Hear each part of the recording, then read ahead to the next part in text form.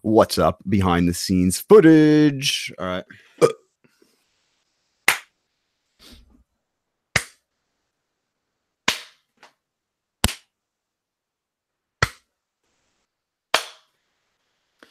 Can I burp for my claps from now on? 9. Hello and welcome to PlayStation Best Friends episode 98 for the week of April 5th, 2019. We're dropping every Friday to give you the rundown on all the latest PlayStation and gaming news you could possibly need. My name is Anthony Palm. Joining me as always, Chicago's prodigal son, Miguel Alvarez. What's up, guys? Everything good, man? Dude, the weather this weekend is going to be good, baby. Yeah, it's been nice. We're back to the weather. It's nice not having to defrost the car time every morning. That's that's pleasant. How's the weather for Mr. Big Daddy Juice? Oh, it's good, baby. It's good. It's all good. We wait until episode 101 for you to start doing new catchphrases and shit. The other one with us today, who hopefully will be with us for the whole podcast, but does have a hard out. So if he does leave at the last second, apologies. But he is with us right now, and that's the Brooklyn bad boy, Jeffrey Mizrahi. Did I say hard out? I think I meant hard on. But it's, weather's doing fine out here, and I don't know what the fuck. Miguel, were you talking to yourself? Is that two different characters? Like I'm a little bipolar. All will be revealed at episode 100 of PlayStation Best Friends. I got a plan, baby. 2 more episodes after this. Miguel just fucking 100. Goes full on crazy. I like it. Can't wait. Miguel goes crazy. It's already in the title. I already put it up in the drafts. But yeah, apologies. Thank you, first of all, to Nathaniel Hicks filling in my space, my seat, my chair last week while I was at PAX East in Boston. Appreciate that. Good episode all around for sure. But yeah, I'm finally back from PAX in Boston. A wild weekend, gotta say. But I guess get into it. Jump right into it. Who you it. met? Who you Yeah, dude. First thing within the first hour of the show, I met Ego Raptor, Aaron Hansen from Game Grumps, and his animations. I'm pretty sure a lot of people hour of you arriving. So you met him at the airport, or no, the first hour of the show, like on the show floor. He was super nice, great guy. Met a lot of great people. Chris Raygun. I'm such an idiot. I tweeted out. I made the joke. I'm like, oh, I met Silly Chris, but I should have called him Silly Chris in person. He was like kind of like running away, so caught him real quick. Met the Mega 64 guys. Met My Name is Biaf, a great Destiny YouTuber. Met a lot of great community members from the Kinda NYC group, from Irrational Passions. Got to finally see Alex O'Neill from Irrational Passions in person. Great guy. Who else? Mr. Badbit. He does the podcast with Kyle Stevenson. All great guys. But probably the best thing were the games. Actually, probably opposite. The people I saw were definitely better. You already said it, bro. You can't go back. Yeah, that's true. I can't go back. Take it back. But yes, I'm just gonna kind of run through all the games I played pretty fast. So tell me the games that gave you a hard on, bro. A hard on for sure. Let me start off with the best ones, I guess. Top 3 games of PAX East right here, right now. Gave you a hard on. All right. Trover Saves the Universe, #1. Obviously, you know I love this. Squanch Games, Justin Roiland. This is actually their first like real game. I was talking to the devs. They didn't really do that much on accounting. That was kind of like the writing or something.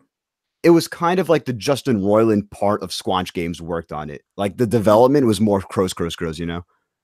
The beginner's guide guys, not the beginner's guide, the Stanley's Parable. Game was hilarious. I only played it in 2D because to book a VR game at the PlayStation booth, like you have to go through the app and you have to do this whole like waiting shit. It was really annoying. But there's just a kiosk that had it like playable on like a 2D screen. I'm like, oh fuck, let me jump on this, because who even wants to play VR at a convention, you know? All dirty and all sweaty. Especially putting, exactly. Yeah, it's probably gross. Yeah. They clean them, but like, how much can you clean them? You know, that game is so funny. And it is available in both 2D and 3D, or that was like a special build. Great question. So yeah, completely, fully playable the entire game in both 2D and 3D. It's kind of funny because the game is like super. As I said, 3D. I meant VR. The game is like so VR, but like you have a controller in front of you even when you're playing on a regular screen. That I was kind of like moving my head a little bit, like while I was playing. So it plays like it's VR, but it's playable without VR. Yeah, exactly. I'm trying That's to. cool. I guess like Resident Evil. Yeah, I guess any hybrid game really. But what makes this so much better than accounting or any just like Squanch game before it, I guess just accounting, is that the gameplay there is super tight and like substantial. It kind of has like an Astrobot feel. I heard a lot of people comparing it to this, just in the sense that like you're running around. It's like that classic Moss Astrobot. Like you're looking at a box and like you're meleeing people. You're hitting people with a sword or whatever. You get upgrades. You get all the shit. The devs told me it's a 6-hour game, and that's bare minimum. That's like if you just skip through everything, in accounting, you could just stay there, and Trover as well. And accounting plus for reference was like 45 minutes, right? No, nah. You could do a 45-minute run, but I feel like a natural run would be about like 145 too, maybe. I feel like I beat it in like an hour. Yeah, but I also didn't do all of the Easter eggs first try. So yeah, and just staying there. They showed off at the panel. I also went to Justin Roiland's panel. You could literally just stand in front of like random NPCs for like up to 10 minutes, 15 minutes, and they'll just keep going. And the writing is just so good. So I got to play that. That's probably my number one game. And then 2 and 3, this probably 2. 2, Shovel Knight King of Cards. Got to go to the Yacht Club booth, played all the things they had. So this is the like new a card game? Yeah, so they actually had the card game. That's the only Shovel Knight thing I didn't play. That's going to be an added mode, like added like mini game to King of Cards. King of Cards is its own new story, new it's part of the Shovel Knight Treasure Trove, like what they did. Yeah, it's with, like the expansions for what was it, the Plague Knight and Scepter Knight or something. Plague of Shadows and what the fuck was his name? It was Scepter Torment, but what was his Spectre of Torment? Spectre, yeah, Scepter. Spectre of Torment and Plague of Shadows, I think, were the 2 expansions. So yeah, which like the Plague Knight one, okay, I don't even think I beat it, but the Spectre Knight one was very, very good. Yeah, I told him that. I didn't tell him I didn't like Plague Knight, but I'm like, oh, I love Spectre Knight. Yeah, like you just highlighted Spectre Knight. Exactly. King Knight, King of Cards, I think it's like Spectre Knight way better. It's not going to be like a Plague Knight. It's plays so much tighter. His main thing that like separates him, like Shovel Knight has the shovel and like the pogo bouncing thing. King Knight is kind of an in-air bash. So it's like a straightforward like bash. So you could do like cool in-air maneuvers and shit like that. I loved it. More Shovel Knight, so good.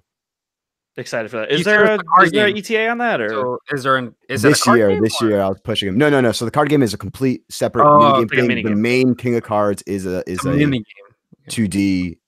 I think like 6-hour adventure. I felt something there, and then you said it. Oh, okay, forget it. Card games.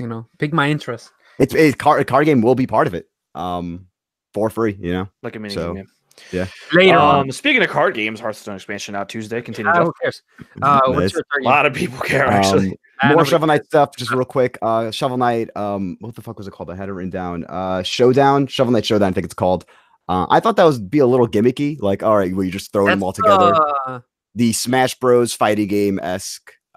You pick a character and you're on like a screen and like you have to beat them up pretty much. Everyone has health bars though, so it's a little different in that aspect. That's it's kind of the one with the girl with the katana. That's Katana Zero. Oh, that's the one that I'm like. That I didn't get to play. That was at the Devolver booth. That had a huge line. Sadly, I didn't get to play it. But let me just go a little faster on this. Shovel Knight King of Cards, Shovel Knight Showdown, really hype. Cyber Shadow, also really hype for. That's the ninja game. It's pretty much like boiled down like 2D combat side scroller, like so fun. And then probably my third favorite game, which I didn't expect to be as high as it was, Rad. When I first saw it at the Indies thing, I told you when I saw it there. Yeah, like, yeah, you called it. Grabbed my fucking attention really quick. I'm like, oh, I'm gonna pick it up when it comes out. When I first saw it, I thought it was gonna be a little like generic. But how it works, pretty much so as you kill enemies and as you find like pickups, you fill up a meter, a rad meter, and you get a new power up or upgrade. So like my first couple ones, or my first one, what I'm saying, was wings, and now I was able to like jump higher and like evade enemies easier. Very cool isometric style. I played it a couple times just to get different mutations, and each one are really interesting, really cool. One of them was like a boomerang arm that was thrown off. Great stuff. Got to actually speak with the developer, Lee something. He did stacking and Lee something. Yeah, I forgot his name, Lee. And yeah, he's a cool guy. I was asking like, oh, is this more Rogue Legacy, Dead Cells, roguelike game where like you have more progression, or is it like a Binding of Isaac, Spelunky, where like there really is no carryover progression? He assured me that it was more like Rogue Legacy, Dead Cells, where every time you die, you go back to a town and you could upgrade shit, you know, and have like some more persistent progression, which is really excited about. I'm sorry, which game is this again? This is Rad, the Double Fine. I didn't realize you were still talking about it now. Roguelike. Yeah, I thought it looked neat. I'm not like super hyped about it, but it looks cool. I'll give it a shake. Yeah, once I got my hands on, I'm like, I'm picking this game up at launch on Switch, like 100%. Really excited. Oh, man. Then now here is the speed run. Crash Team Racing, really fun. Got first place. Gameplay is pretty tight. I imagine. Sliding? Can't wait. No drifting. Yeah, hold on. How the fuck does that work? Miguel, is there drifting in Crash Team Racing? I mean, drifting didn't exist until Double Dash, maybe. Yeah, Double Dash. So Miguel, now did it after CTR. It's not. You can't draft, but when you hop, like you hop. That's pretty much you hop and you turn, and you get a boost or something. Yeah, there's like a trick to it, and you get a boost. Yeah, because the game came out like Mario 64 didn't have drifting. That was its contemporary. So it's not called drifting. It's I don't know. Yeah. I forgot what it was called. Yeah, because I was trying to like figure out how to do that to win, but I won anyways. Learn Mario Kart. Dreams, holy fucking shit! This game is actually crazy. Dude, it's gonna be fucking huge. It was a demo. It included like 12 like already pre-made levels of varying genres. One of them was a first-person shooter. One of them was an arcade game. One of them was a 2D side scroller. Honestly, I don't know how this game. Like, I want to see the creator more, but honestly, I'm not going to use the creator, so I just want to see more games with it. Yeah, like I'm interested to get the pre-release like thing that they're doing just to play other people's stuff. Yeah, $30 coming out this summer, I think. June. I think around there. Yeah, it's coming out on. Give me a second. April 16. Oh, holy shit! Wow. Wait, what? 2 weeks? Yeah, pretty much. I much. wonder how long that's going to be available for. And I'm pretty sure the demos I was playing and like the levels already been playable in that, so it's really cool. Man of Medan, the new Supermassive game, terrible game to really demo at a convention just because it's like I don't know how my choices are gonna affect anything. I'm playing this fucking thing for 10 minutes. Yeah, like who wants to play that in a crowd? You're all sweaty, you got people around you, it's loud. Like, that's the game you want to play in your couch, like as if it's a movie. My question is, because you played it, so is it similar to Until Dawn? Like the same aesthetic, the same it's Until Dawn too. Yeah, 100%. Yeah, if it's more of that, it'd be great. Yeah, that's all I want. Just a new story, but in the way that Until Dawn was told. That's all I want. So cool. Yeah, and even the same Until Dawn themes where it's like normal setting, a boat, but there's some secret sci-fi, like not sci-fi, but like supernatural organization or some shit going on under it. So it has that. Control, got to finally play it. Had a little performance issues, which the dev said we're working on. We have a build. Everyone. It didn't look the greatest, and a lot of frame stoppage. You know, like when you're playing. What was it demoed on? A PC, Xbox? PS4. I assume it was a Pro. I don't think I saw. It was locked up kind of situation. I hope so. But it was at the PlayStation booth, so it definitely was a PS4 or Pro. I've been hearing it was a dev kit. So yeah, I bet it was a dev kit. There you go. Gameplay wise, tight. A lot of people compare it to Infamous. I did like Infamous 1, 2. I definitely see that. This is the first time when I saw the trailer, dude. That's the first thing that popped in my head.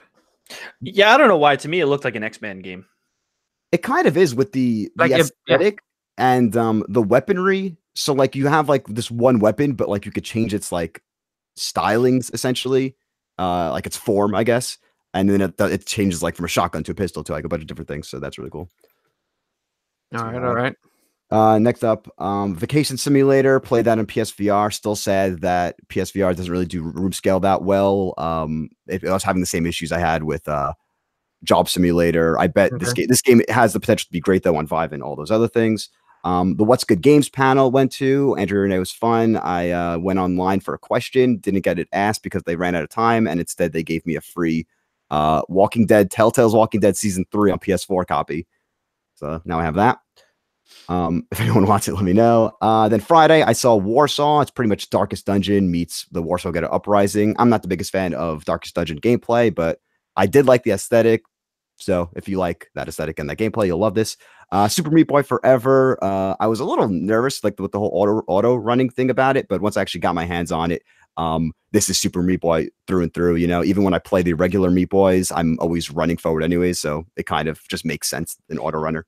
Yeah, it's kind of like when Super Mario Run came out and everyone's like, I don't control him running, and it's like yeah, like there are moments where you wish you could stop and go back or whatever, but for the most part, Mario is going forward. So exactly, I kind of thought the same thing with Super Meat Boy. Talk to me about dangerous driving. Dangerous Driving. So this is made by the guys after From Burnout, right? Yeah, after EA stopped doing Burnout games, they kind of just got whatever fed up fucking with that. reason. Yeah, for no reason, because everyone on the show floor was super excited about this, and this fucking demo had like so many eyes on it, like so many people were playing it. Very fun. It's pure like Burnout. Like if you just want to race and bop like bash into cars and watch the slow-mo thing, this is the game. Nice. Got to play Wattam. That's the new Katamari game by Kiyata Takahashi. He did Nobi Nobi Boy.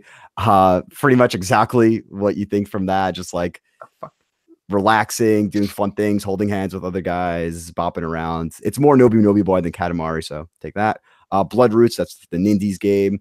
I wasn't as hype on it as everyone else. That looks like a me game. It could, yeah, you'll probably like it. So pretty much, it's the game where it's like top down ish, and you could pick up anything and like throw it and use it as a weapon, kind of like a Jackie Chan like style, like so fast, like if boom, boom, if boom. Hotline Miami only had the throw mechanic. Exactly, yeah, that's a good okay comparison. Backworlds, unique like 2D platformer that like you could erase the foreground and then you do shit in the background. Then you could like unerase that thing and then you like use like both layers to go through puzzles. It was cute. Creature in the Well, another one that everyone's talking about, an indie. It's like that top down fighting, not fighting, but like action mixed with pinball game. I really enjoyed it. The only real issue is that like aiming where your balls are going to go is a little annoying. He said like, yeah, no, we're going to fix that. The developer, they're going to make like a clearer arrow. So that game's going to be really good. Biomutant, this is the THQ Nordic game with the little cute mouse guy. I feel like this game has been coming out for like 10 years. Yeah, this game was like, they announced it like 2 years ago. Yeah, for a while now. 2 years, more like hyperbolic, years but sure. Yeah. I was pleased with this game way more than I thought I'd be. The combat just like has that like tight, like that satisfying feeling where it's like, cool.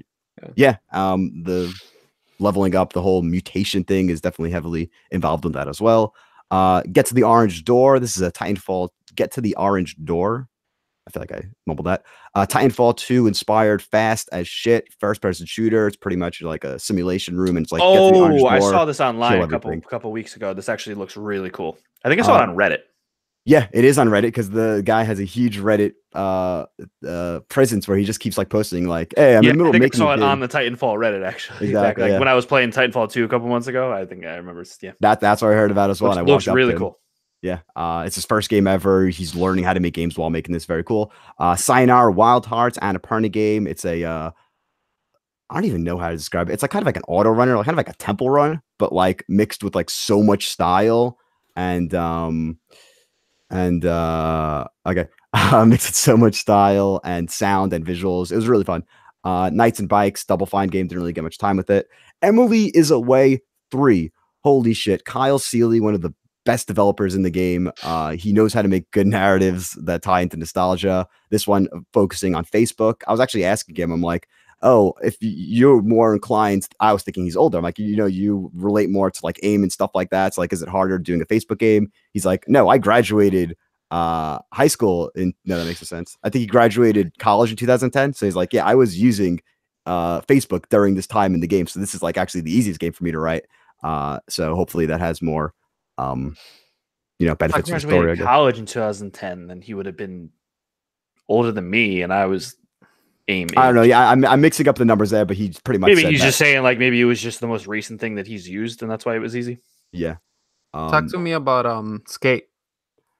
SkateBIRD. SkateBIRD was interesting. This is actually right next to Emily's Away. I clicked the link, dude. It looks hilarious. It looks fun, and a lot of people were loving this. It's traditional OG like Tony Hawk 1, 2, 3. Yeah. Gameplay, skateboarding, but you play as a bird and like you play in like a small like room or whatever. So like you're like skating on like pencils or whatever. Oh my god, this looks amazing. Yeah, right? I don't know. Yeah, go SkateBIRD. How does it control? I personally found the control hard and clumsy. And but did you play the old Tony Hawk games though? I did. Did you play them when they came out? The GameCube ones I played most of. Yeah, yeah, so no, no. not really the N64. I mean, but, you did put here that's very early in the yeah, you could tell it was very early development. It was one developer. This is like the indie mini booth within the indie mega booth. You could tell like even the smaller guys. It looks very early in development. Like it's on the Steam store, but can't even purchase in early access. Like it's that early.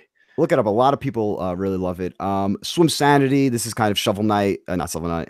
Towerfall meets Smash Bros. Underwater. I enjoyed it. Retro replay panel I went to. Holy shit, that was the funniest thing ever. Troy Baker and Nolan North. Their dynamic is just so good. It was better than the show. Like I'm not the biggest fan of the YouTube series. It feels like it just kind of drags on a little too long, but like in person, they're quality content. Mega 64 panel ended my Saturday night off with. Very fun. What else do I got? Panzer Paladin by the Mercenary Kings dev. They started making this game in January, and it's a pretty competent 2D platformer. With like you ride in a Panzer, like a mech type thing, and you could jump out to like solve puzzles. Cool idea. Dead End Job. It's a top-down Luigi's Mansion game. It was let's just read some good games. Gato Roboto. This is a Devolver game. This is pretty heavily shown off at their booth. I don't really think it was that good. Maybe because I was in the middle of my demo. I don't really know. Okay. And then I ended the show off with this game called Kunai, Kunai, and it was a surprisingly fun 2D platformer with a very cool art style and like solid, tight gameplay. Check it out, Kunai. But yeah, that was my PAX. Lots of games, lots of pictures. Make sure to check out my Twitter, Mr. Brawl96, for any other fun shit I did that I forgot. This Gato Roboto game looks like kind of cool. It looked cool and it did get my attention, but I don't know. It felt a little too like in a sea. Like I've skipped games because like I realized we were going too long. I skipped games that I have played at PAX, and it's just this thing where it's like I look at the developer and I'm like, you're making a game that like is kind of not talking about Gato Roboto specifically, just like other games I saw, but like you're making a game that's kind of like been done before. Like, how's that like feel? Like it does look very Metroid. Yeah, but if it's their first or second game, dude, I mean, you get exactly somehow, right? So I mean, they're not. Yeah, you can't make a groundbreaking, brand new, unique game your first time. So yeah, true. It does look very Metroid. And when someone does, it's rare. Looks pretty cool. But yeah, PAX East. I like what Devolver did. Go to a convention if they can. Devolver might be one of my favorite publishers. Not gonna lie, they're good. I like what they're doing. There's a game I remember if you mentioned it that they're releasing. It seems really fucking cool. Devolver. My friend Pedro. Swords of Ditto. I'm trying to just like recall their whole booth right now. My friend Pedro. Fucking Devolver's so annoying because they've done this at 2017 and 14. They have 6 games and 6 booths. And it's like, dude, you got to get more booths so people can play these games. Like, you can't just come. You're Devolver, you know? It was annoying. Like, I feel like they don't act like they're as big as they are. Yeah, straight up. I mean, maybe they're not as big as we think they are. I don't know. Nah, their whole booth was packed the whole time. It was like, I didn't get to play the Messenger Picnic Panic. Is that what it's called? Yeah, that's the DLC. I kept walking by it. I mean, good shit because it had the longest line. Like, so the Messenger is a really fucking good game, man. They had a really cool booth. It was all like Hawaiian theme and tropical theme. I really appreciate it. You need to play it, especially since you have it free from Twitch Prime. Yeah, no, I know. I completely agree. Just play it tonight. Oh, the observation. There we go. What's it called? Observation. Oh, I did see that. I didn't play it. I passed by. It's like a sci-fi thriller in space. Interesting. Yeah. I'll have to check it out. It looks like Gravity. No, what's that game that it says I saw the trailer and I was into it. That at the end says that you are the space station, and shit's like creepy shit's going on. System Shock. It's pretty cool. Yeah, I was good. Yes, it could be. Dude, I don't know. It could be. You know what's a bummer is that this Dragon Ball card game that's coming out tomorrow. As of when we're recording, it sucks, dude. Let's not talk about it. It sucks. It's a $60 game. It looks really cool. It looks really cool, but I wouldn't even spend $20 on it. If it was $20, I might get it. But it's come on, dude. I said I might. I mean, it would be cool. Is it purely single player? Like, is there no PvP? I bet there's PvP. There's multiplayer. But if it was purely single player, then I'd make the case of okay, maybe because it's content complete. But if it's PvP and you're charging $60 for a card game, Yu-Gi-Oh! Is free, and then you got to buy more cards. Come on, bro. Well, I mean, no, Yu-Gi-Oh! Is coming to Switch soon for paid, but it's the best version, and it's like worth it. Yu-Gi-Oh! Legacy of the Duelist is coming to Switch. But that's like everything is all included. It's not you're not buying packs after the fact. Yep. I mean, I don't know. Maybe you're not buying packs in Dragon Ball. That's I'm pretty sure you are in this Dragon Ball game. Yeah, that's a bummer.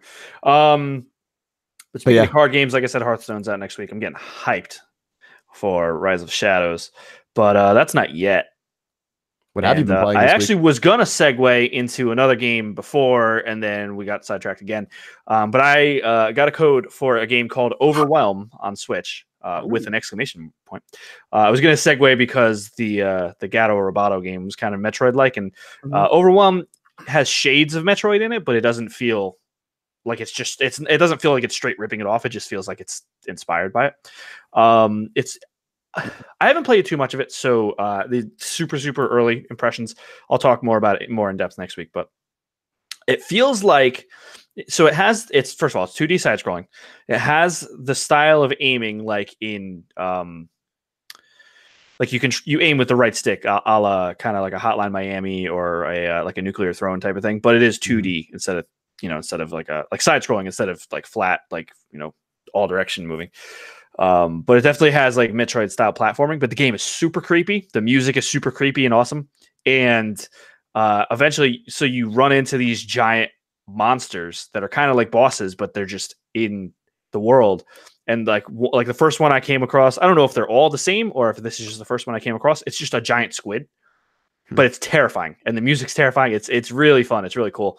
It controls a little awkwardly, but I understand why it does. So, and you can change the mapping if it's easier for you. But I believe it's punch and shoot are on the R and RZ buttons. Okay. Or you are playing on the Switch, right? Yes, I think it's only on Switch. And then jump. I'm sorry, punch is on one of the L. But okay, so jumping is on the bumper and firing is on the bumper. The good thing is that you can remap it, so which is good. But you're aiming with the right stick. So in order to do all that while aiming with the right stick, you want to probably leave them mapped to the bumpers. So you're jumping with the left bumper and you're shooting with the right bumper. And then jumping. And then the opening the map is mapped to B. I changed that to up because I would always hit B by accident. But it's very awkward control wise at first, but then once you get used to it, it makes sense why it's mapped like that once you start playing. Because I did change the mapping and then I went, oh, that's why it's like that, and then I changed it kind of similarly back to what it was. But it seems cool, so I'll talk more about that next week. But and who's that from? A developer, publisher, or anything? So it is, I believe, a really small studio. I think it's only one guy. I just got the code today, so I didn't. So is Cyber Shadow, by the way. I forgot to mention that because I think we were talking about that recently in like what's Yacht Club's relationship with like publishing. Oh, it is on Steam as well. Your game's on Steam. So do you guys know Yacht Club like published one of those Inti Create like Azure Striker Gunvault games? I don't like one of them. I don't know they published that. Yeah. So this game is published by Alliance, and it's made by one guy, Rory O'Sullivan. Nice. I hope that I'm saying that right. I don't know if that's just Rory, and it's just spelled like I don't know. I'm sorry. I apologize if I'm saying it wrong.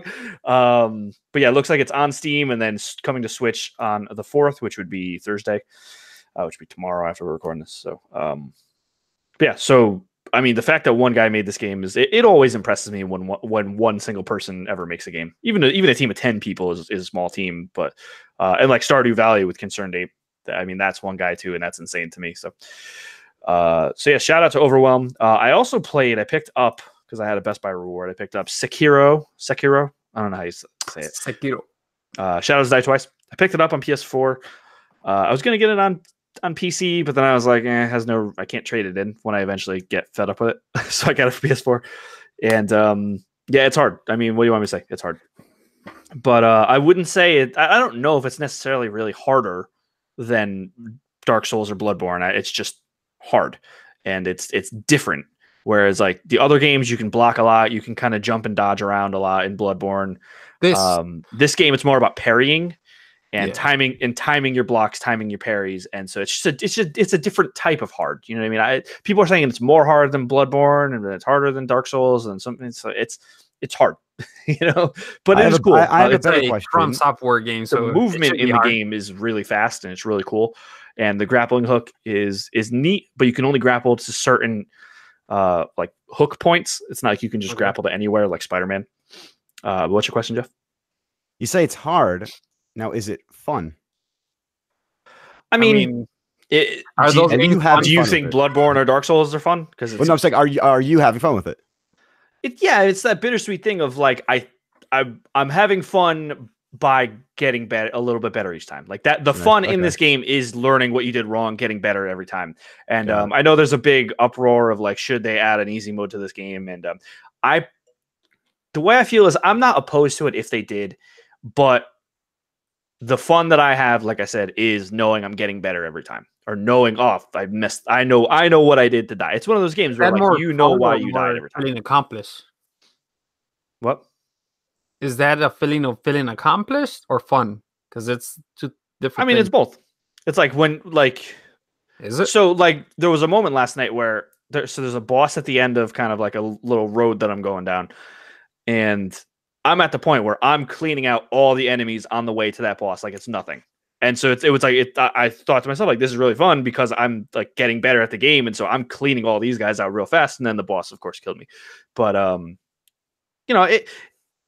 it's gonna vary person to person. Some people are just gonna get frustrated and say they're not having fun. That's everyone's their own person. It's a From Software game. That's what I'm saying. Like, what you're getting into. So, and it's weird that like this is the first From Software game that's really getting major like uproar of like they should add an easy mode.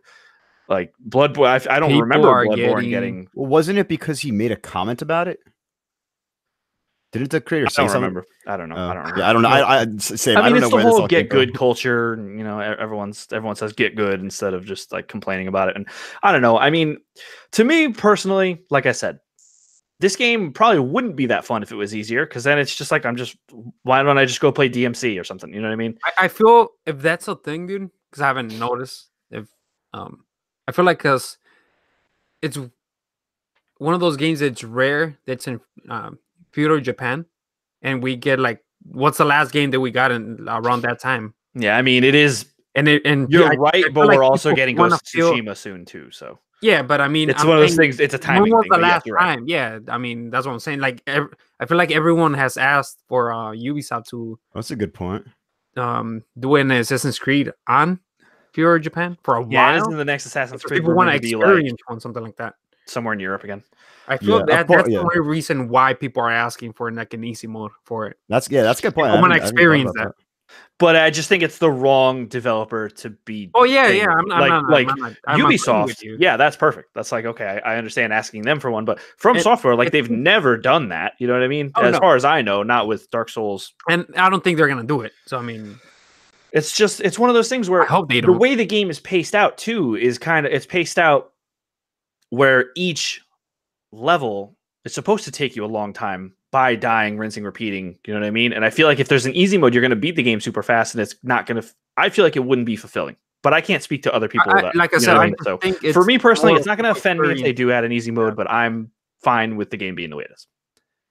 Yeah, that's my take. It's like, yeah, you could think it wouldn't be fun if it was easier, but for someone it could be funner and like more fun. And why should you strip them of that fun? That's why I'm not opposed to it if they wanted to, but I don't like forcing studios to do things either. You know what I mean? Like I don't know. I genuinely don't know. If the developers are like, this is our vision and we don't want to add an easy mode, then all right, then you got to respect the developer. It's their art. You know what I mean? Ultimately, it's theirs. So let them do what they want to do. But if they say, well, yeah, we're not opposed to it, yeah, by all means, put it in. I don't care. I just don't like. I don't like the idea of like, the mob mentality of trying to force them to put it in.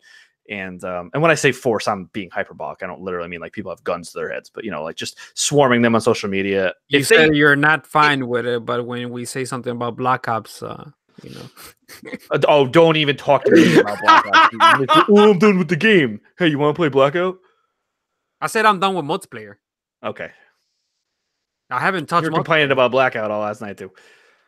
Wait, yeah, sorry. I mean, just we kind of missed this whole thing. Easy mode is coming. Oh, it is confirmed. Yeah, with the new quote, with the an anonymous statement. Okay, no, I'm not going to read that anonymous statement. But the new details on the mode, yeah. So details are scarce, but it's they might add it later on. Yeah. Okay. So yeah, it's coming. It might. Oh, and then the uproar is because people are upset that it's even being coming. You know. Oh yeah. See, I'm fine with them adding it. It's just for me personally, I won't play that mode because that's not how the game was balanced. Like you know what I mean? I feel like these From Software games are balanced. Like their difficulty balances the game where I'm not running through the game too fast. I'm such a fucking idiot. I'm really such a fucking idiot. Just delete the past 30 seconds. It's a fucking April Fool's joke. Yeah, I was gonna say I didn't think that was a dumbass. I was like, yeah. I mean, like if it's cool if they add it, but it's. I mean, the only reason I could see them adding it is for people to enjoy that world. That's it. Yeah, and I don't know. And like I said, to me, I think it's a balancing issue of the game. Good, bro. It's good. Yeah, I just got live fucking April cuck on air. Fucking kill me. And it's not even. I'm trying to get them research something fast for this goddamn episode, and I got them cucked on the second result. All right, yeah, moving on. And then real quick before we jump into Alcatraz, because I'm sure we all have thoughts on it. I played the new Battlefront 2, Star Wars Battlefront 2 Capital Supremacy mode. Dude, it's really fun. I'm really enjoying Battlefront 2 What's now. the rules for that? I saw how do you play? So the only map out right now takes place, first stage is Geonosis. There's 5 capture points. And so each time you capture a capture point, you like earn reinforcements. It's basically just like domination where like the longer you hold it, the more points you get. And then the winner of that has to attack the enemy ship. So it's like the next phase where there's like a little quick loading screen, and then you get onto a drop ship, and then you fly up to a ship, and then like a dreadnought. And so the attacking team that had won the previous phase has to, sabotage the enemy ship, and obviously isn't this like the Battlefield 1 mode? What was that called? It's kind of like Conquest a little bit. It is different, but it's like you can make a comparison. No, you remember the one I was talking about? The one what was it, Miguel? It was the one where like the map, like you loaded a new map, like there was a loading screen. Yeah, Conquest, right? No, Conquest is just standard like domination style. Conquest? Something like that. Frontline? No, frontline. No, you're thinking operations. Is that what it was? Grand Operations. Yeah, Grand Operations. There you go. Or, yeah, one of them. Okay, yeah. So that's the same thing, but just for it's not Star really. Wars. It's you can make comparisons. They have their own. It's not really. Yeah. Okay, cool. But so you load into the dreadnought, and then the attacking team has to sabotage it. The defending team has to stop them. Obviously, if the defending team wins that round, it goes back to the ground battle on Geonosis, and it starts over. And so, interesting. Yes, the defending team now has a chance to also win, go to the other dreadnought. Well, it is similar to. So the game could go on for a while. There's a new mode on. It's similar. Battlefield 5. It's new. It's similar to what you're describing. Yeah, I haven't checked it out, but I'm really enjoying it. I've had matches where it's like bing bang bing, you capture all the points, go up, take them out real quick, and like the other team gets shit on. And then I've had rounds where it went on for like half hour, 40 minutes of just like back and forth and back and forth. Yeah, it's really cool. And they did triple XP last weekend, like to kind of like get people to do it more, and it was awesome. It was triple XP, like leveling up my character like 5 times in one match was great. So really enjoying it. I'm really liking what what DICE is doing with Battlefront 2. I'm really happy that they stuck with this game because it's pretty much, for all intents and purposes, a Clone Wars game now. A lot of Clone Wars era stuff is in rotation now. Unfortunately, the space, like the ship combat, like the starfighter combat, a lot of that stuff is just sequel era and like the weird like post Jedi era that they had like made themselves. Like a lot of that's just all there is for those modes. But for the other modes, it's a lot of Clone Wars stuff, and it's awesome. General Grievous is a really weird character to control, but really digging Anakin. Love Matt Lanter's voice work with it. It's funny. Anakin actually they kind of poke fun at the sand line. They're like, I hate sand. It's coarse and rough and whatever. But they have Matt Lanter do it instead of Hayden Christensen. So it sounds like he's like making fun of Hayden Christensen a little bit, like poking fun at it. So it's cute. Mocking him. It's like you can tell it's like playfully though, not like legitimately making fun of it, And James Arnold Taylor does Obi-Wan, so of course he's amazing. He did Obi-Wan in the Clone Wars. Matt Lanter also did Anakin in the Clone Wars, so they got those actors back. Of course, they couldn't actually get Christopher Lee for Count Dooku because Christopher Lee passed away. So, but all right, it's time for Alcatraz, dude. Let's talk about Alcatraz. Yeah. All right. So Battlefront 2, shout out, doing some good work reviving that dice because I complained a lot about it. So Alcatraz is the new Black Ops 4 Blackout mode. 20 squats only. Yep. It's a really small map, like really tiny map. How big would you say it was compared to like the main Blackout map? Would you say it's like the size of a Nuketown Island? No, a little bigger. It's smaller than that. Really? Yeah. No, because think about how big the whole Nuketown Island is. Yeah, it's smaller than Nuketown Island. Like Nuketown itself, it's bigger than, but the whole island. Yeah. I don't think that's true. I drop on Nuketown all the time. It's smaller. I'm just gonna say that. But you know, just also for listeners, this is if you're not playing Blackout, this is an entirely new map. This isn't on the regular Blackout map, and like it's the regular Blackout map. People expected it to be in the regular map, but it's not. Yeah, no, I was talking to Timmy, and Timmy's like, "Wait, so is this map now? If I go play regular Blackout, is it in it?" And I'm like, "Nah, it's its own thing." I'm like, oh, interesting. Which makes me a little concerned that they're gonna take it away, and that it's not gonna be a permanent map. I can't see them taking it away. There's just too many resources in it. It's a new map. It's a whole location, you know. I hope they don't, because it's unless they change the mode on the map over and over again. I could see that maybe. Yeah, I could see that. Like probably later, like in a week, they could do solos or something. Solos, Alcatraz, yeah. I can see that. So I'll give my thoughts real quick, and then you guys can go. I think it's really fun. I think it's perfect for people that just want to jump into Blackout to get a tier skip, like your daily tier skip, because you just land on the roof of the prison and just like get a kill quick. And hopefully you get a gun. But even still, there's like I got mine earlier right before we started recording where I just punched a guy to death. So like really at the beginning of the game. So I dig it. It's cool because if you want to camp, you can there's strategy to that. If you want to push, then it's super fun. It has the what was the previous mode where you can respawn and you down but not out. Down but not out. Yeah. So that's in this mode right now. So you get 5 respawns, I believe, as long as someone on your team is alive. And it is better, in my opinion, if you're kind of late on landing, dying really quick, and then spawning again because you're gonna spawn with a pistol. Right, you spawn with a strife with a fast mag and a red dot reflex, whatever, and 5 bandages, which is great. That's big too. So I'm digging it. It's cool. It's not like the greatest mode ever, but I mean it's cool. I'm having fun with it. It's fun. That's the thing. I was worried it was going to be kind of not fun, and I'm enjoying it. Let me go. I enjoyed what I played. I won twice already. Once with Anthony when we were playing together, and the first time I don't even know how. The game is fun. The mode is fun. The new map is fun. I enjoy it. My only complaint with it is at the end at the circle, just because if it's close when it starts to close the last circle, it goes really fast, and if it's on like the prison where there's like a couple of different levels, you're not gonna have any action. Like whoever has less health is gonna end up like losing. Yeah, that's kind of the strategy at the end of the game. Is like because that's how we won a med kit at the our end. Game. Yeah, like our game was. I had a trauma kit and I used it, and that's how we won. And because you just had more health than the last. Yeah, exactly. Yeah, so. And my first one, we actually fought in the open, which was pretty cool. It would be cool if there was like another, like I'm fine with it the way it is, but if there was another mode where there was an actual final circle, kind of like Fortnite. And my other thing, I wish it was just like SMGs and like smaller stuff. It's like take out the snipers and the LMGs, and so everything could be actual close quarters. Just my opinion, but yeah, the game's fun. I enjoy it. Yeah, I got to play as well.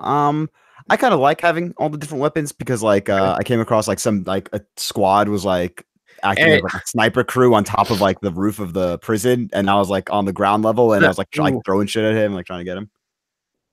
Another thing, take out the fucking war machine and the sparrow, dude. Yo, the sparrow, the bow and arrow is OP. Lit. Oh my god, I love it. I'm like, God, come on, man. Dude, the hammer. I pick it up. The hammer's whack, but I pick up the sparrow, get 2 fucking kills with it, still have so much ammo, accidentally swap it for like a strife on the floor. My goddamn match-made teammate picks it up, and I'm like, You fucking bitch, you fucking bitch. And I'm like following him around because like if I kill him, I can't loot him. That's like one of the rules in Blackout to avoid that. You can't, if you kill a teammate, you can't pick up their shit. And I'm following him around like, this motherfucker's gonna die. He dies, I loot his goddamn bag instantly, and he died and I looted it. But he used up half my ammo. Not bueno. Yeah, Alcatraz is cool. Yeah, I'll talk about it. Ancient Evil, the new zombies map that came out a day before what came out last week. I wasn't able to talk about it. Got through about half of the Easter eggs, still haven't finished it. But overall, the map itself is extremely tight. It's very tight for a zombie map, could mean so many things. It's very well made. It's kind of spacious actually. I heard that is the best map that they have added in a while. I think it's probably the second best map in BO4, right under 9. Yes, I would put it maybe 9. You like it more than you're not a big fan of Voyage, right? I would put Voyage third. Honestly, that's chaotic as fucking map, dude. What they did with Blood and Classified, I'm not really big fans with, especially playing like months after. They changed too much. Yeah, it's kind of just like I've been there and done that before with those two. I mean, no, my big issue with Blood is just it's the map isn't really connected well. Going from new industry, the dock is just like it's whatever. But even 5 or Classified stayed truer, but yeah, I mean, it's still kind of like I feel like zombie maps have come a long way since that map, and it's like, why that map of all maps? Maybe just because it wasn't in Zombie Chronicles and Black Ops 3. You think that's why it was their favorite map, bro? But still, such a missed opportunity. I did like Dead of the Night. I haven't played Ancient Evil yet, though. Yeah, Dead of the Night. Where do you compare it to Dead of the Night? Way 1,000 times better. I personally don't like Dead of the Night that much. I haven't done the Easter eggs and shit, but I enjoy like just the map layout of Dead of the Night. I don't know. It just doesn't do anything for me. A mansion, like it's so like. See, I thought that was cool. Yeah, you don't like the vampires, bro? The vampires suck. They're fucking annoying as fuck. Googles. What are they called? What's the guy? Mogul. What's the fucking guy from Lord of the Rings called? Gollum. There you go. Gollum. Moogles. There's like these bony ass fucking thing. They're not like when I heard vampires are gonna be in this, I thought like fucking like Count Dracula. I thought it was gonna be badass. But either way, Ancient Evil, super cool. Spoiler: the fucking end boss is a goddamn dark Pegasus and Perseus and like a corrupted zombie Perseus guy. Very cool. Now is the story of is that story wrapped up? The Pegasus that you it's a equipment and it's pretty that guy like turn into dark Pegasus or yes, like another one. You have the Pegasus, so you use the Pegasus. It's the Pegasus strike. It's like you throw like a piece on the ground, and then the Pegasus hovers over it and like I got him and I lightning strike. Yeah, used them. Yeah. But at the end, spoiler. I mean, whatever. The zombie warlord like kills the Pegasus, essentially like stabs it and like corrupts it, and like it gets reborn as like an evil so Pegasus. Like that iconic scene in the previous season of Game of Thrones. Yeah, that's what my friend Jack Tarzi was saying. Also, like, oh, this map's so Game of Thrones, and I don't watch Game of Thrones, so I don't know. Well, just you don't know that one specific scene I'm talking about where the Night King does the thing and then brings the thing. I imagine it's similar. And the thing and the thing. But Ancient Evil really cool. They made it much easier for like the Easter egg makes sense, I guess. I'm gonna drone on with this. Now, does it wrap that story up or? Yeah, so it's the last map in the Chaos storyline. The next two will be Ether. It doesn't really wrap it up as much as kind of like we know where we're going now and we know what's happening, which it's so fucking stupid. Trek always does this. Whenever a storyline has any momentum and actually picks up, they end it. Like they stop, like they like put a pause button on it. They put a pause on it. They did it with the fucking Transit Crew after 3 maps. After Buried, it's like, oh, this is great. They did it after the Primus Crew in Black Ops 3. They did it after Moon. It's like, dude, continue the goddamn story if it's fucking ramping up. Yeah, see, I thought Moon was the end of it back in the day. Well, I mean, so much can happen after Moon. Like now the world's blown up. Like, what are we gonna do next? And they like, hey, here's a new crew. Oh, see, I just thought that it's like black title card Finn. You know what I mean? Yeah, facts. Quick, yeah, go ahead. So you got a couple other things you want to talk about. Go. Yeah, quick. Just it's gonna be a minute. And then we could get into the news because we gotta speed through the news. Yeah. No, it's fine. The Division. I'm at 401. Nice. Fucking loving it. What's level cap? It's 460, I believe, or 455. Nice. I could be wrong. Word Teal 5 drops, I think, Friday. So by the time you're hearing this, should be out now. And they're adding a bunch of shit too, which is great. Loving it, dude. It's great. Siege, I got into it because fucking the multiplayer for Black Ops pissed me the fuck off. So I was like, fuck this game. I was about to delete it. I'm like, I enjoy Black Ops, so I'll leave it. I allow it, you know. See, dude, I got into it and I was destroying kits. I was like, oh fuck yes, I love it. And just don't play Ghost, Call of Duty Ghost anymore. I try to go in there for like 2 matches or whatever. There's only like not even 700 people playing anymore, so the connections are really, really bad, which kind of sucks because I think it's a good game. And Firestorm, I don't know, man. They need to do something with that mode.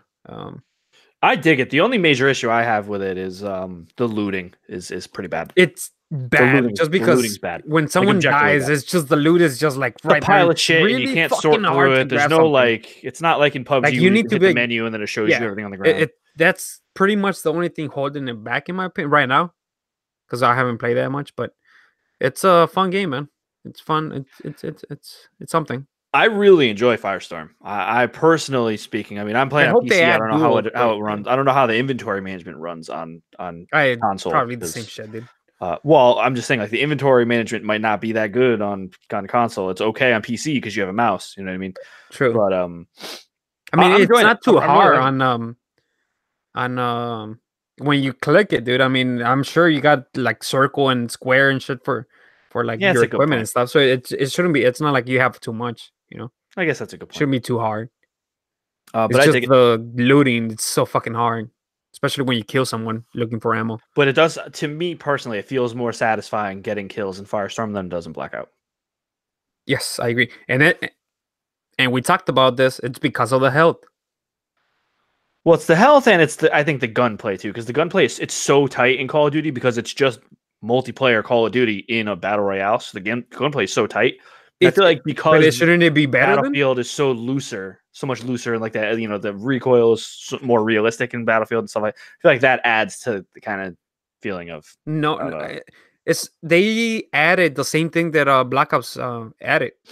Like you could master the recoil in any gun. It's same as Black Ops, so it's not like it's realistic now. But the guns are still way tighter on Blackout, though. The recoil is like but that's basically not there in Blackout, and it's definitely still there in Battlefield.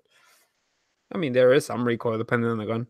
Yeah, but it's not. It's not as bad. Yeah, okay. I don't think it's. Okay, I don't think it's close. I see what you're saying.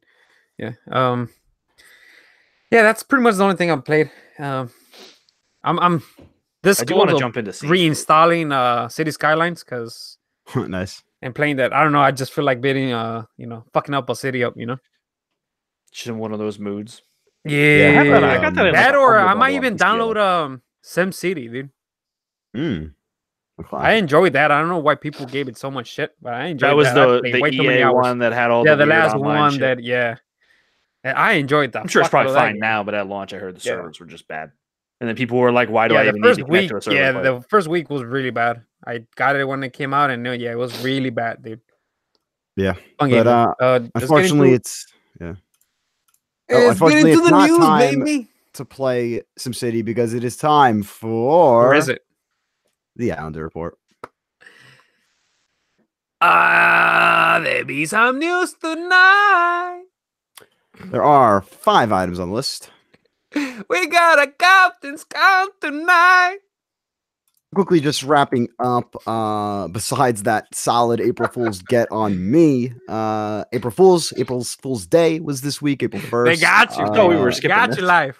Yeah. I'm just going to run through some good ones. Just the actual things that actually happen. Yeah, so pretty much, just the cutest one was For Honor, had Rabbids from Rabbids, baby. Rabbids series take over as the minions, and they looked actually pretty good in the game. Kind of sad it was only for 24 hours because I did want to check them out. Like I wanted to see what they look like, but I watched the gameplay video online and looks great, cool. Dude. I hope they come back, dude. Kirby is a box now. Box Boy is a circle now. Oh no! What you doing, bro? Fuck it. All right. What you doing? Some other stuff. Ubisoft, baby. What else did Ubisoft do? Siege. The Siege thing. Oh, I didn't see that. I already closed it. What was the Siege thing? They so pretty much the airplane one, the map. It's fucking pink, dude. It's fucking the hostage is a bunny, which is hilarious. It's great, dude, and it's actually gonna be available for like a week. So if you want to go in there and jump in, and it's gonna be a limited time mode. It looks fun. I still gotta play it. Should play it. Hopefully capture something for it too. Me going ham on it, but nice. I'm glad they are. I do gotta say the Doom thing is cute. It's like a little the joy of slaying instead of the joy of painting, and then it's like Doom guy, but with like Bob Ross's afro. It's kind of cute. Oh, and yeah. Then like blood on a canvas with like a bloody brush. That was kind of cool. There was some cool like actual real like content, like some skins. Actual real stuff, yeah. Like there was skins for League of Legends, like cats and dog skins. There was didn't Pokemon Go do one? Like Ash. Yeah, they had Ash photo bomb you instead if of you do the photo thing, the AR thing. So some cool stuff. Yeah. Not April Fools. Nice. Borderlands 3 is coming out September 13th. This was announced this was actually this announced week. today. This was announced today, but Borderlands 3 there were so many leaks. So many leaks. God, weird release schedule. I don't know why they couldn't release the release date when they announced it at PAX, but that's where I was gonna go. Some kind of waiting on a comment. Maybe like legally it didn't line up with. Maybe they were hoping it would line up with PAX or something. I don't know. But yeah, so hold on. Let's just go over the PAX panel. They in the most awkward PAX panel. It was ever. a joke. Yeah, it took about an hour. Yeah, that's what it was. It was bad. 3 major announcements. Borderlands 1 is getting a Game of the Year edition on PC, PS4, and that's Xbox out now. One. That's out right now. You get it automatically. Like if you already owned it, I mean. In Ultra HD, Ultra 4K upgrade texture pack for Borderlands the Handsome Collection on all platforms. They added actually a couple decent things to it, so cool. Some fixes, and then of course Borderlands 3. They showed off a trailer that showed new environments, the new what are they called? Vault Hunters, new weapons. Yeah. This, I mean, I really enjoyed Borderlands 2. I played a shitload of that, but. It's only kind of late. I'm sure people are gonna get it. Don't get me wrong. Yeah, I honestly think I'm gonna buy it also. So like, I'm definitely. Yeah, I'm sure. Like I said, I'm sure people are gonna buy it. I'm not that negative, but like, I don't know. It's one of those games where it was a time and place thing with me and my best friend. So we're getting it together on PC. So that's good. That conference or what the fuck was it? Panel, yeah. Oh, dude, it was fucking rough. Clusterfuck. Dude, everyone from the fucking audience got Handsome Collection for free. I should have won. That's kind of cool. Everyone at my Justin Roland conference got a conference panel, got a Joking Hazard card that had Trover on it. It's pretty funny. A Sign on Happiness game. But yeah, Borderlands 3, I mean, is it really? I'm just gonna say that the cover art for it looks like Far Cry. Yeah, I'm sure that was probably intentional. You think so? You really? No, I don't think it is. I mean, I think it just looks cool. It looks cool. Don't get me wrong. It looks like Psycho Jesus. It's a fucking version of the game. I don't know what it comes with. It's like $350. Yeah, they've done that in the past too. Borderlands 2 had like a loot chat, like a loot. I think it's $250. Yeah, and it's the physical. It's $250. Yeah, it comes with like a loot box, like an in-game loot box. Oh, they always sell out all the fucking dude. The mystery box sold out for the Destiny Collector's Edition sold out when it was $200 on MSRP. Now you can find it for $40, brand new. Yeah, I'll wait when it's $20 in Best Buy or something. Yeah, so I'm excited for it. I'm not like super mega hyped because we all kind of knew it was coming, but I'm glad that it's coming out sooner than later. Because if it was like we don't know when it's coming out, then it's like it's gonna be in development hell. So I'm glad that it's like. My thing is, good they have a day. I agreed on that. I feel like they were waiting to announce the day like an E3. And it just got leaked. They were like, "Oh, well, fuck it, let's just do it right now." It did kind of reek of like they were holding it, and then they're like, fuck it." Whatever. Yeah, because not even a week, and they released the date. It's like, come on. So also, fun fact: this is the latest game that has an official release date. The most far out game. Yeah, because Control is in August, right? Nintendo Switch is the only console that has like a legitimately really good lineup for the rest of the year. Everything else is kind of like, what else is coming? Like we have Days Gone, but like after Days Gone, what else is really coming? Dreams, bro. The fuck? I don't think Dreams doesn't have a date besides the early access thing. That doesn't. Yeah, that's. I'm not. I mean, that's out. Yeah, sure. Like Rage 2 and Doom Eternal are the only other 2 games that I care about that I can think of. Yeah. Oh, I went to Bethesda's little thing, but I don't really do anything there, so I'm not even gonna bring that up. Next up, something that does have a date: Drive Club Online features are shutting down on March 31st, 2020. So that's all the online features for Drive Club VR, Drive Club Bikes, Drive Club Basic. Kind of whack because like that game was like the online racing game, and now it's like, well, we could fucking make a game based on online and we could still pull the plug. I mean, they've been doing that since SOCOM and Mag and a shitload of games. I mean, they're probably doing it for a reason, right? People are probably not playing the game. Yeah, I don't know, man. Make fucking peer-to-peer servers or something. Like online servers shouldn't keep shutting down because you're losing so much game, and it's just from a preservation aspect, it always kills me. Next up, Call of Duty Endowment has placed over 54,000 vets in high-quality jobs. This is the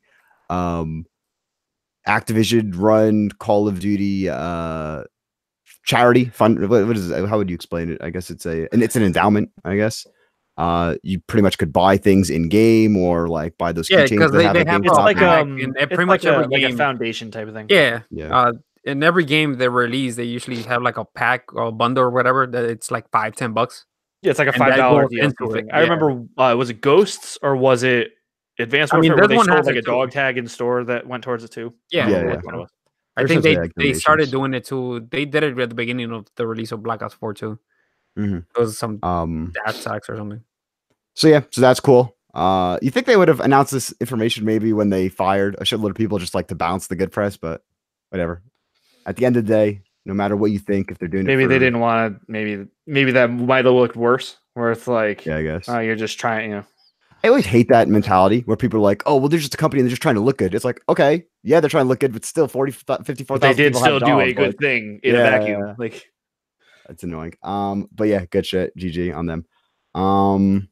And Miguel has a thing to say in it, but just quickly, we'll talk about it more next week. We'll focus on it more next week. But the BioWare news, of course, came out.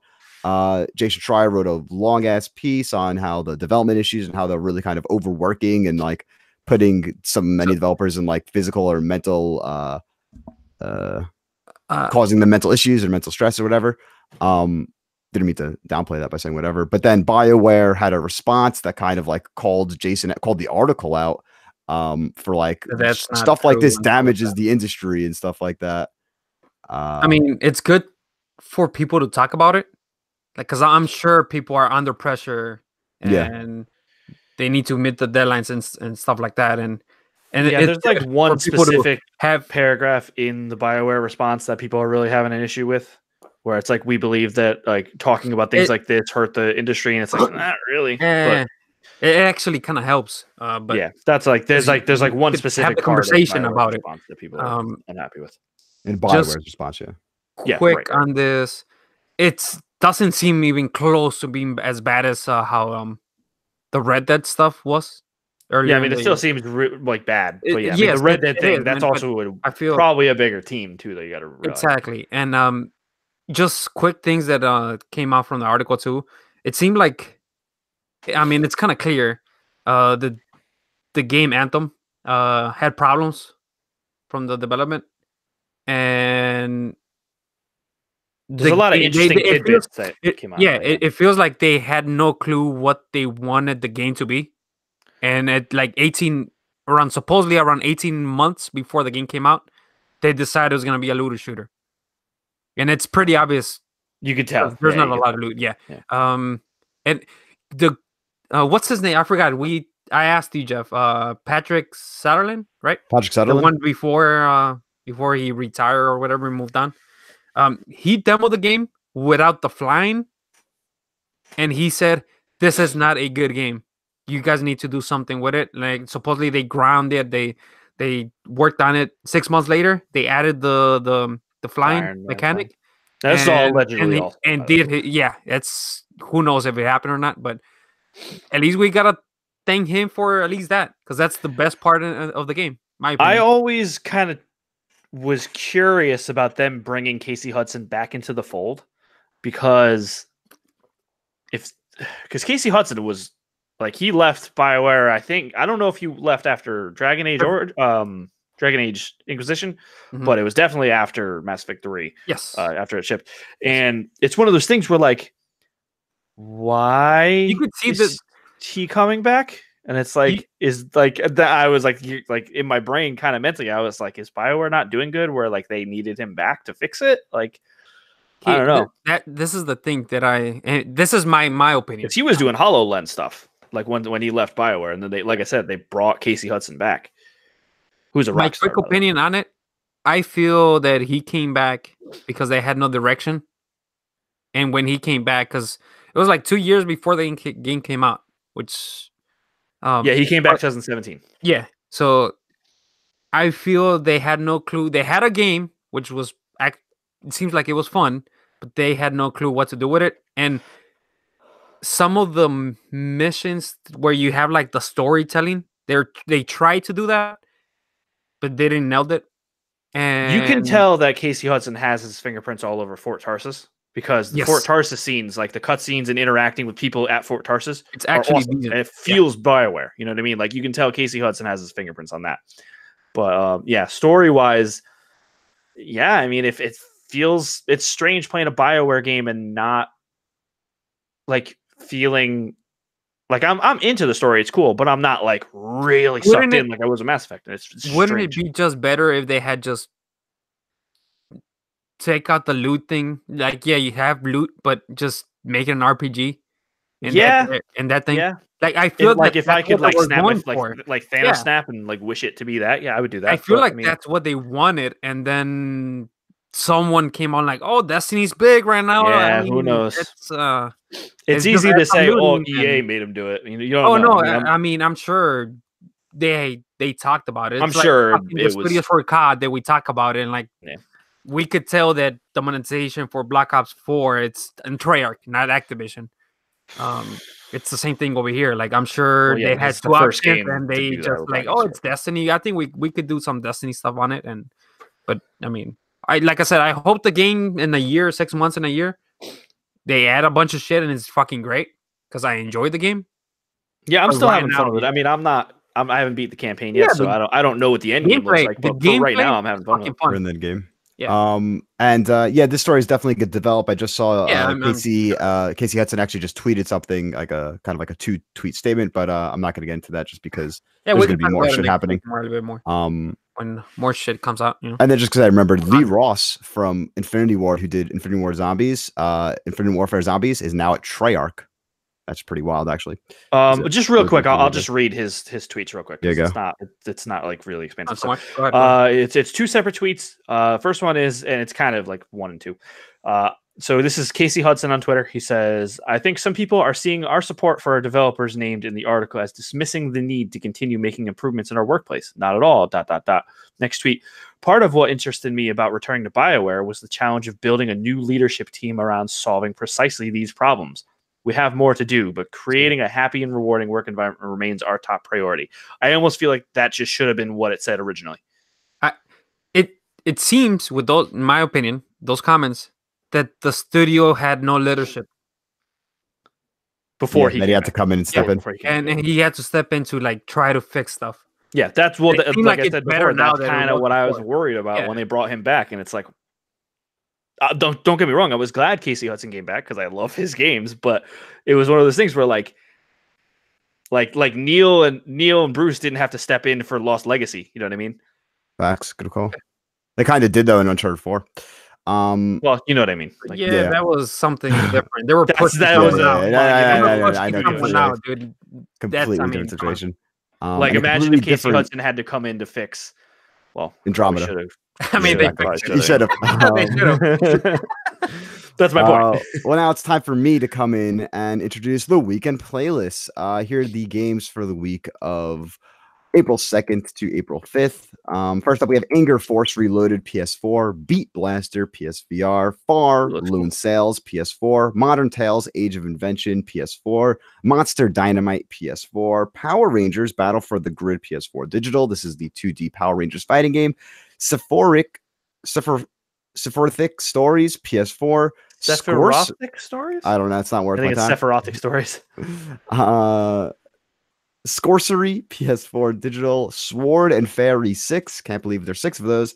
And that's it. Yeah. And Borderlands, the Game of the Year edition. Yeah, on that. Which is not there. Yeah, I guess Shadow _Kamui in the comments says why Borderlands Game of the Year is not on this list. Because is coming April 30. Justin fucking did it. They put on. Oh man, people need to use spell check. My God. Yeah, it's because the blog post came out on. So that explains that. And it would have spoiled it, but then again, exactly, not much to spoil because it's all leaked. Because everybody knew. But I feel like the Borderlands 1 Game of the Year edition has been talked about for like 2 years. Yeah, the trophy. Are you guys gonna get that? No. No. I would get the Handsome collection first. Why the fuck would I go back to Borderlands 1? I have. I'm just saying because they did add a bunch of shit to make my it. My friend Steam shares with me, and he has it. So if I wanted to play it, I'll just play it. You can do that. Yeah, I guess. So probably try it out, see how it runs. Maybe not. Jeff, would you like to read our Patreon shoutouts for the week for anyone that supports us on patreon.com/psbestfriends? Shout out to Jake Malore, Nathaniel Hicks, Timothy Wooten. I hope y'all got your endgame tickets. I know y'all did. I'm just kidding. Yeah, it was a project, but I got them.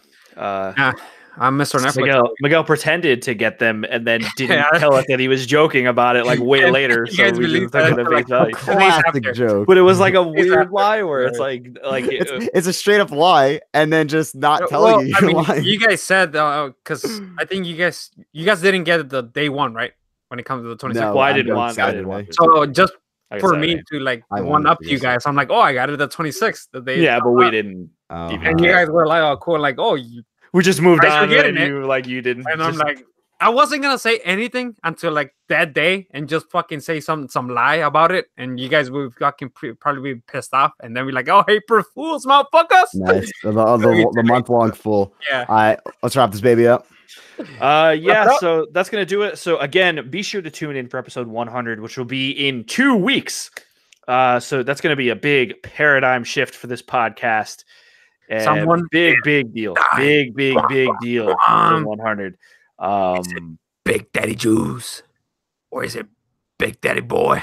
Oh God. But for now, this has been PlayStation Best Friends episode 98. For any questions, comments, concerns, you can email us at psbestfriendspod@gmail.com or follow us on Twitter at PSBF Podcast. You can also check us out on YouTube.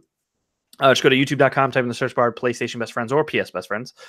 And check out some stuff there. I may be uploading some footage of playing Overwhelm. Not sure yet. Miguel wants to try and do the Siege April Fool's Day content. So maybe look forward to some of that stuff up there. But otherwise, we do have some other cool content up there. Jeff has a full Let's Play of a little game called Accounting Plus, which is sort of the kind of maybe precursor to Trover Saves the Universe, which you talked about earlier.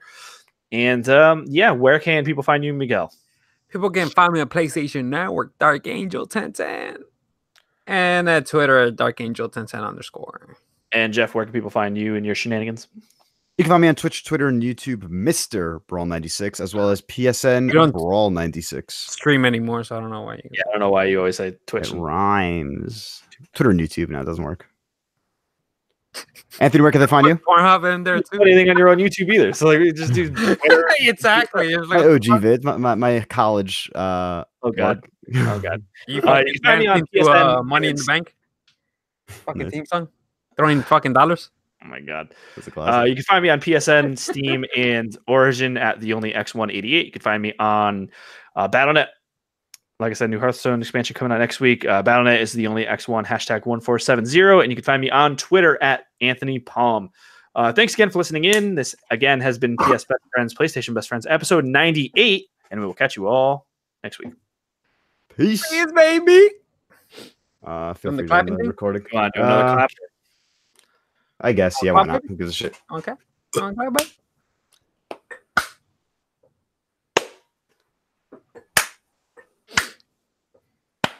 Dance, make a clap.